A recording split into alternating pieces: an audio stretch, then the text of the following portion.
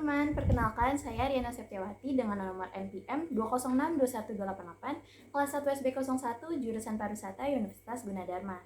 Di sini saya akan menjelaskan sedikit tentang sejarah kerajaan dalam mata kuliah Sejarah Kebudayaan Indonesia dengan dosen pengampu Ibu Anik Siti Zahro.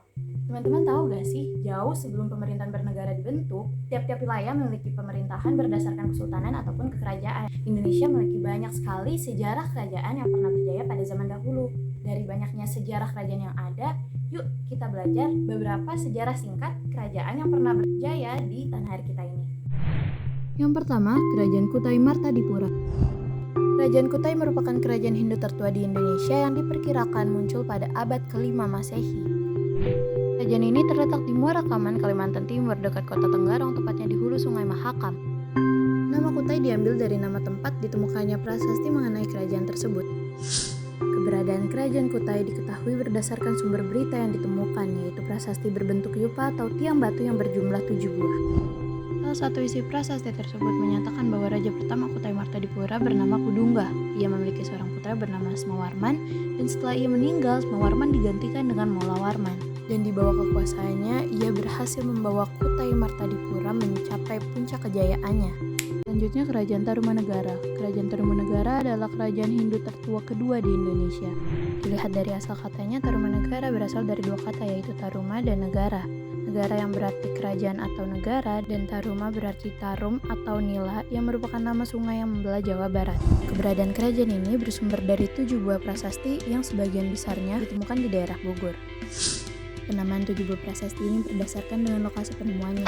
Ada Prasasti Ciaruten, Kebun Kopi, Prasasti Jambu, Sidang Hiang, Prasasti Tugu, Pasir Awi, dan Muara Cianten. Kerajaan ini didirikan oleh Raja Dirajaguru Jaya Singawarman pada sekitar abad ke-4 di tepi Sungai Citarum. Kerajaan Tarumanegara mencapai puncak kejayaannya ketika dipimpin oleh Raja Purnawarman pada tahun 395 sampai 434 Masehi. Setelah Raja Purnawarman bertahta, ada beberapa nama raja lain seperti selanjutnya, Kerajaan Kalingga.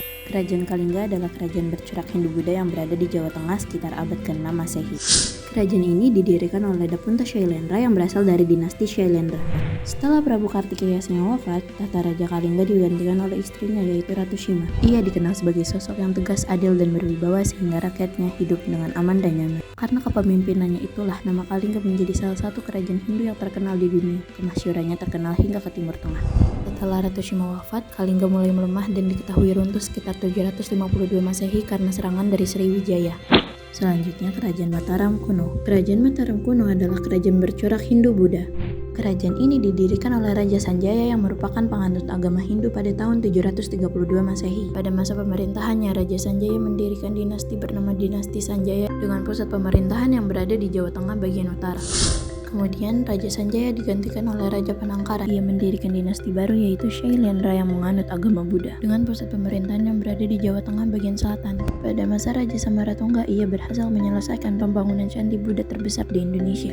Karena terjadi letusan gunung Merapi yang sangat dahsyat, pusat pemerintahan harus dipindahkan ke Jawa Timur hingga pemerintahan Kerajaan Mataram Kuno di Jawa Tengah berakhir. Terakhir, Kerajaan Sriwijaya. Kerajaan Sriwijaya adalah kerajaan bercorak Buddha aliran Mahayana. Sriwijaya termasuk kerajaan maritim karena menitik beratkan kehidupan sosial, politik, dan perekonomiannya di laut. Berdasarkan prasasti Kedukan Bukit, diceritakan seorang bernama Daput Nahyang. Ia mengadakan perjalanan suci menggunakan perahu dari Minangkabau ke Palembang, Jambi, dan Bengkulu. Dan ia membawa tentara sebanyak 20.000 orang. Kerajaan ini didirikan oleh Dapunta Hyang Sri Jayanasa. Ia membangun perkampungan di jalur aliran sungai yang menjadi lalu lintas perdagangan, sehingga berkembang pesat dari perkampungan menjadi perkotaan dan kemudian menjadi kerajaan besar. Kerajaan Sriwijaya terkenal akan armada lautnya yang tangguh dan sering melakukan ekspedisi militer, sehingga berhasil menaklukkan beberapa wilayah seperti Ligor, Tanah Genting Trak, Kelantan, Pahang, Jambi, dan Sunda. Namun pada abad ke-12, Kerajaan Sriwijaya mengalami kemunduran karena berkali-kali diserang oleh kerajaan lain sehingga kerajaan runtuh pada abad ke-13 Masehi. Sekian dan terima kasih.